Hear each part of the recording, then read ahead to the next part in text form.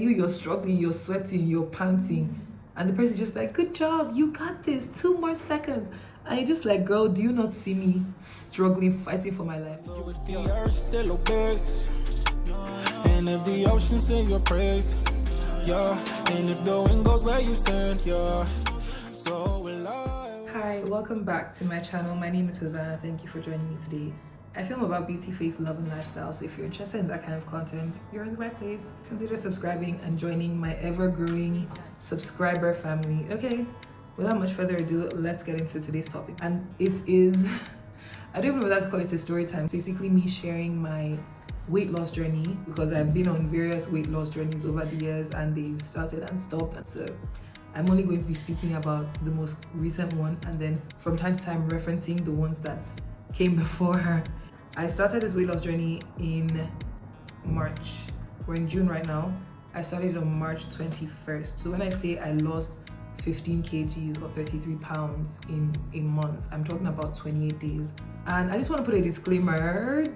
I am not a medical, I'm a medical personnel rather, but I'm not a dietitian, I'm not a nutritionist, I'm not a fitness coach. I can only speak generally and based on what I've learned, what I know obviously from my medical background, and what I have seen work for me. So do your own research from credible sources, because there's so much misinformation out there concerning weight loss. It is actually unbelievable. So don't come and meet me after 1 month and be like, girl, I didn't lose 15 kg. Everybody's body is different, okay? The things that I did that helped me lose weight this time around, as I said, I've done this a couple of times. The biggest game changer for me was intermittent fasting.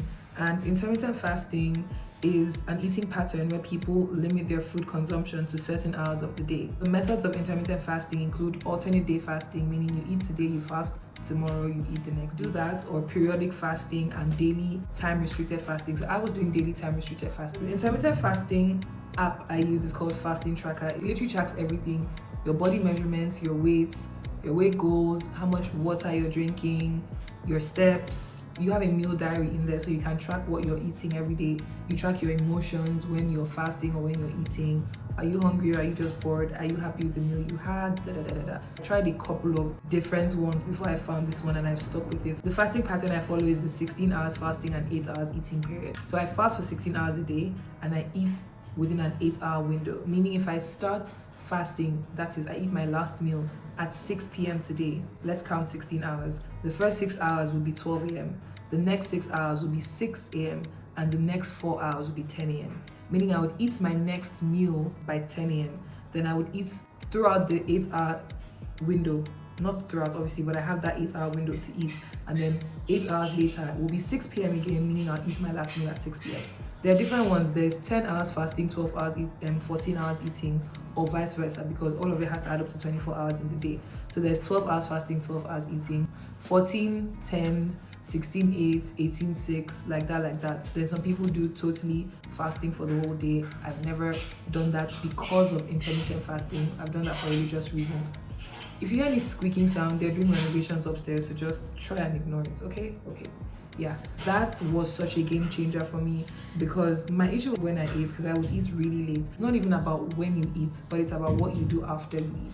So if you're eating at 10 p.m. and you're still going to be active, then you're able to burn off those calories. But I would eat late or snack late and just go straight to bed. Like I would already be in bed snacking, you know, so that was the problem. Once I started keeping my eating periods within a particular time, I was able to see progress. And then because I was trying to not be hungry at night, I would sleep earlier. So that's another thing. Number one, intermittent fasting. Number two, your sleep schedule. If you don't sleep enough, which is something I still struggle with, by the way. So if you don't sleep enough, what's going to end up happening is that your body is going to secrete a hormone called cortisol. And what cortisol does is that it makes you hungry because it's a stress hormone. And when you're stressed, your body goes into flight, fight, fawn, or I can't remember the fourth one. So basically what you do at that point is that your body needs a lot of energy to fight whatever is stressing you. And where does the energy come from? Carbs. If you don't have carbs in your system, or you don't have proteins or any fats or whatever, your body is going to tell your brain, yo, we need food, and then you're going to be hungry. Why? Because you're up when you're meant to be sleeping. And once you're up, you're burning energy. So your body's thinking, yeah, we're doing something reasonable, we need food. And then you don't need food because it's like 2 a.m. Getting enough sleep, getting sleep at the right hours actually, because you can sleep all throughout the day that's not going to solve anything. It's actually sleeping when your body needs to sleep. The workouts. Before I even start talking about the workouts, there are a couple of things that I would recommend you do. Number one, you figure out what your motivation behind working out is. Is it weight loss? Are you just trying to be in better shape? Are you trying to build muscle? Are you trying to lose fat? Because I found that losing weight and losing fats are not exactly the same. So these are all the things that you need to figure out before or while you're on your weight loss journey. And then when you figure that out, it will better help you answer questions like, are you going to be working out at home, or are you going to be working out at the gym?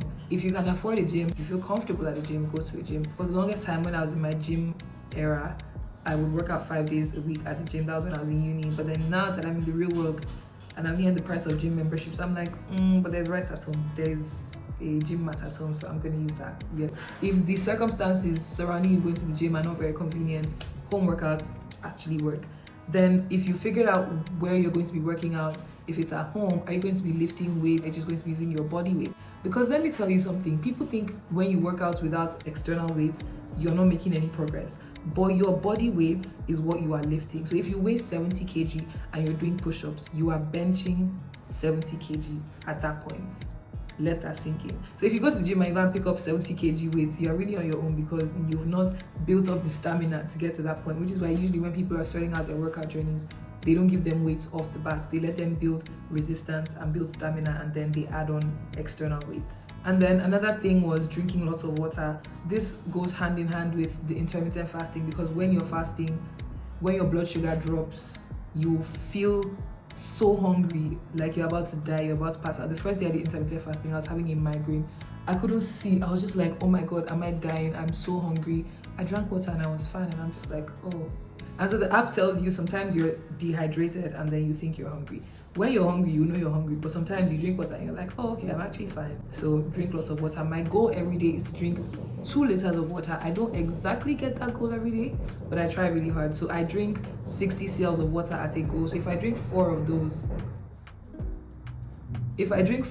I would have surpassed my goal for the day. Another thing that I became more intentional about was taking my supplements. If my mom was watching this video, she'd be like, I told you. My mom has been giving me supplements for as long as I can remember. Vitamin B12, B6, vitamin D, magnesium, calcium. All of these things help your overall health, which is why you need to talk to a nutritionist or a dietitian, or a doctor actually, to prescribe the right supplements that you need. Another thing I did back in January, though this is not for this last 1 month, whatever, but it still helped me, was I'm in an all-women accountability, workout group. I joined it in January, and we did this 21 day, no soda, no bread, no whatever challenge, where, as you can tell, we were not meant to take any of those things for 21 days, combined with intermittent fasting, workouts, portion controlled meals, and a meal plan that we were actually following. So I did all of those things back in January, and then when I decided to become consistent again,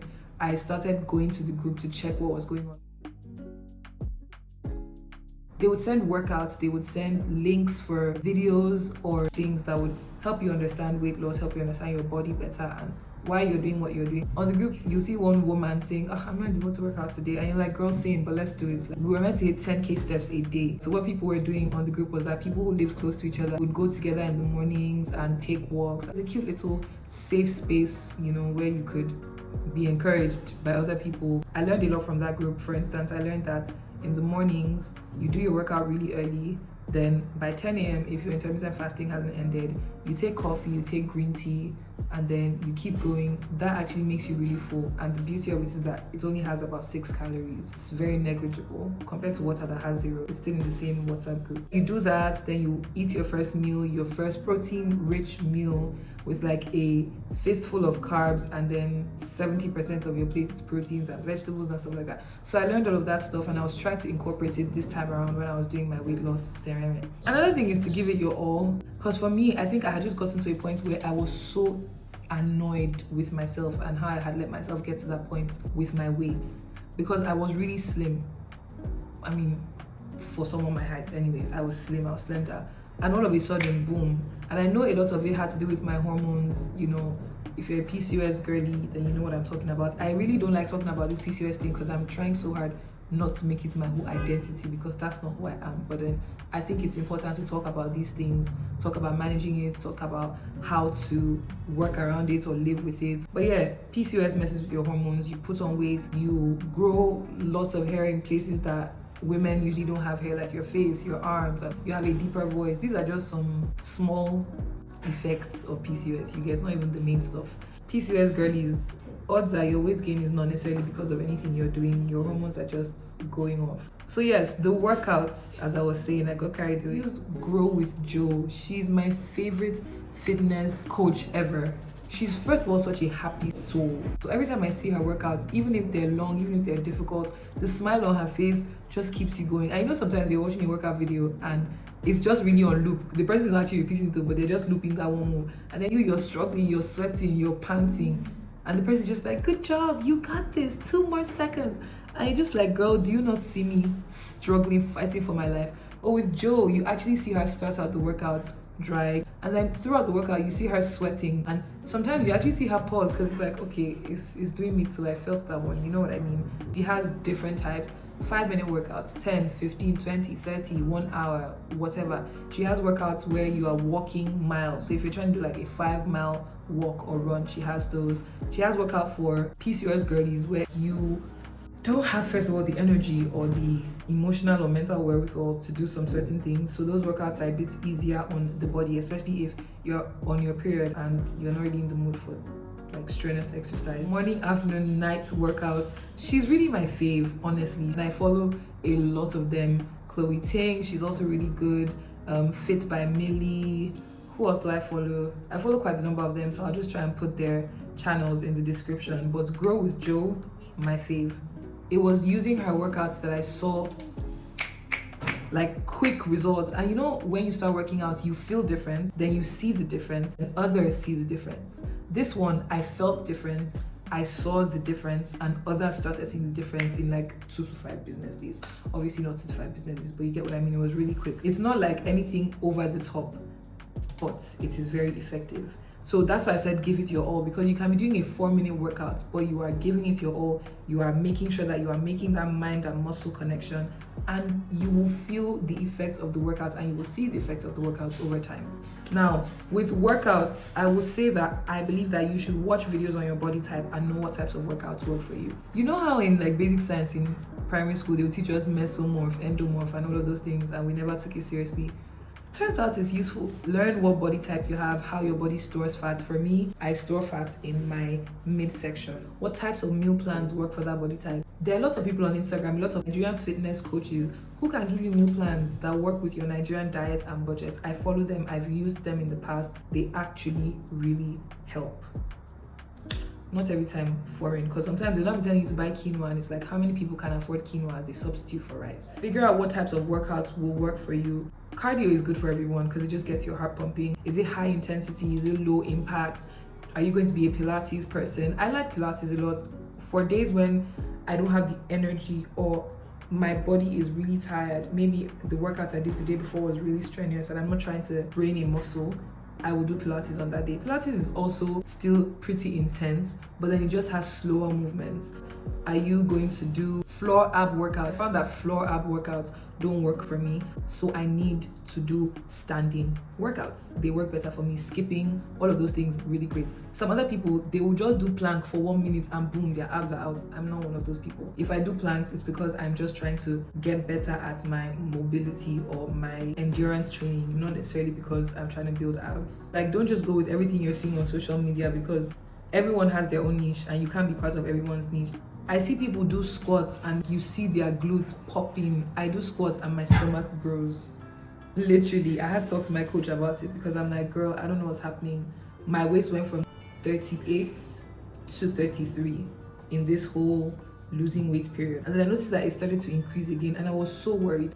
Apparently, squats make some people's waists or midriffs bigger, and I just happen to be one of those people. So figuring out what works for you is very important so you don't waste your time. And don't say I can't, because once you say you can't, you actually won't be able to.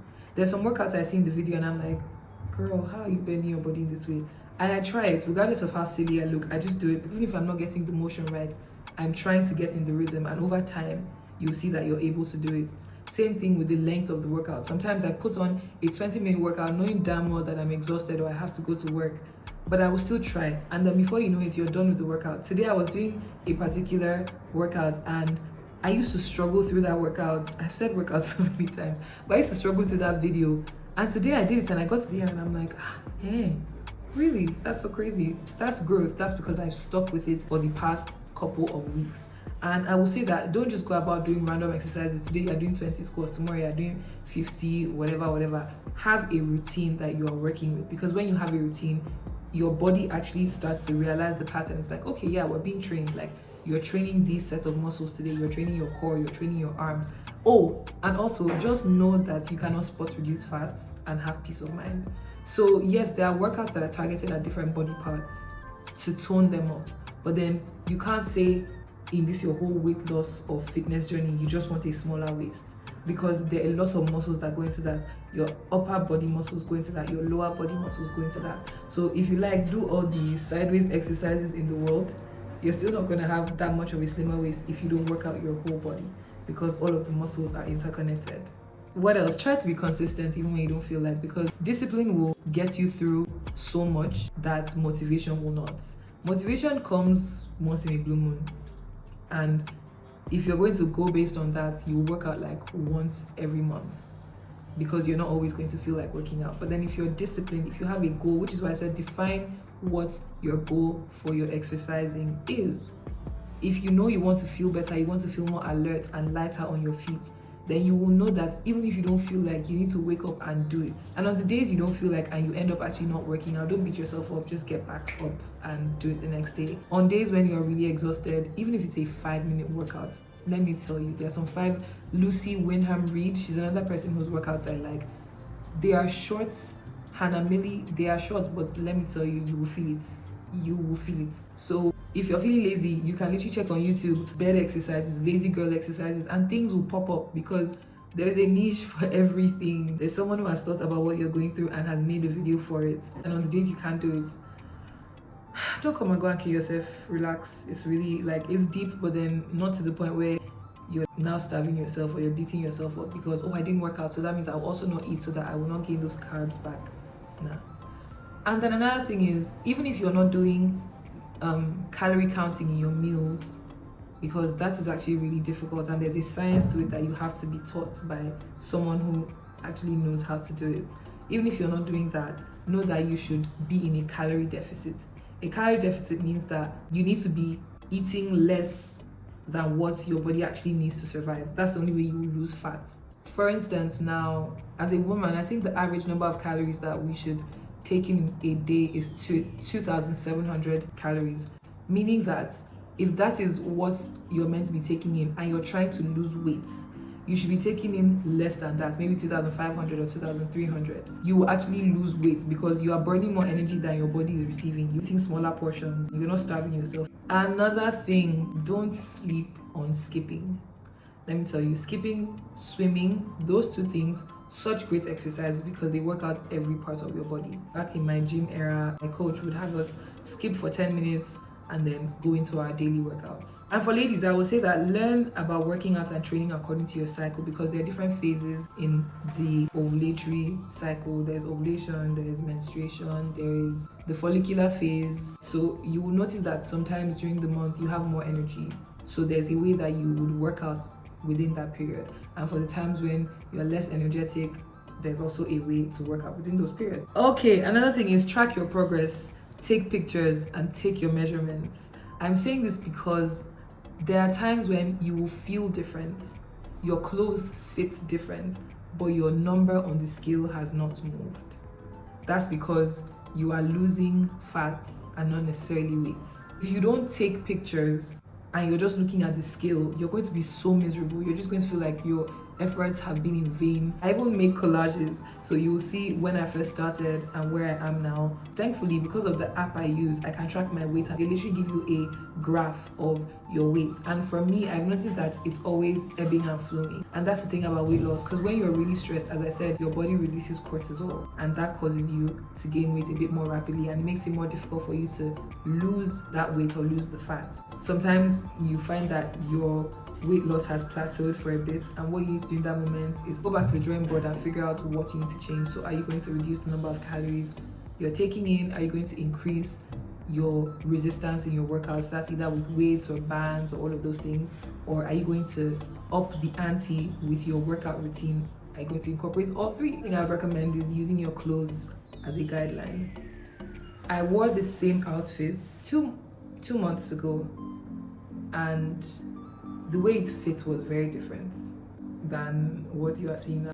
I don't even have pictures of myself from my heavier days because I hated how I looked so much. I wouldn't even take selfies or take pictures. I just didn't want evidence of that time period, but now I wish I had. Final words to you: do your research before you start. Don't get carried away with what everyone else is doing. Find a routine or two that work for you and stick with them, because if not, you will not see results by doing different things every day. Don't play with that mind-muscle connection, because it is such a game changer in your workouts. And try to get a workout done every day that you decide to. So if you have a schedule you're sticking with, Monday, Wednesday, Friday, Sunday, try to get a workout done on all of those days, even if it's a 10-minute, 5-minute workout. Even if you're literally just doing jumping jacks, as long as your body is moving, it is better than being stationary. Don't compare yourself with other people. That's the worst thing. We've spoken about this recently on this channel, but especially in the workout world, when you see some other people's results, some people have higher metabolisms than others, so they lose weight faster. I'm one of those people who will not lose weight by doing everyday things, but will lose weight really quickly by working out.